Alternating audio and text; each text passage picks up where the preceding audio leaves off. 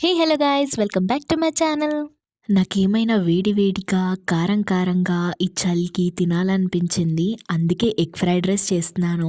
అదేంటోనండి, నేను ఎప్పుడు video shoot చేసే టైంకి నా ఫోన్లో ఛార్జింగ్ అయిపోతూ ఉంటుంది. ఈ వీడియో తీయడానికి నా కష్టాలు అంతా ఇంత కాదండి. ఈ ఒక్క వీడియో అనే కాదు, ప్రతి వీడియోకి నాకు ఇలానే జరుగుతూ ఉంటుంది. మాటల్లో పడి ప్రాసెస్ చెప్పడం మర్చిపోయాను కదా. ఏం లేదండి, ప్రాసెస్ చాలా సింపుల్. ఫస్ట్ ఒక కడాయి పెట్టుకొని అందులో ఆయిల్ వేసి ఎగ్ కొట్టిపోయాలి. దాని తర్వాత ఆనియన్స్, 2 చిల్లీస్ కట్ చేసుకొని వేసి బాగా కలుపుకోవాలి.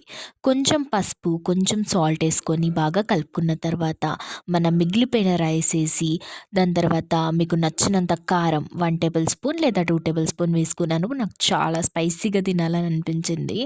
దాని తర్వాత కొంచెం సాల్ట్ వేసి బాగా కలుపుకోవాలి. ఈ చల్లటి వెదర్‌లో వేడి వేడి ఎగ్ ఫ్రైడ్ రైస్‌ని తింటుంటే సూపర్ అసలు.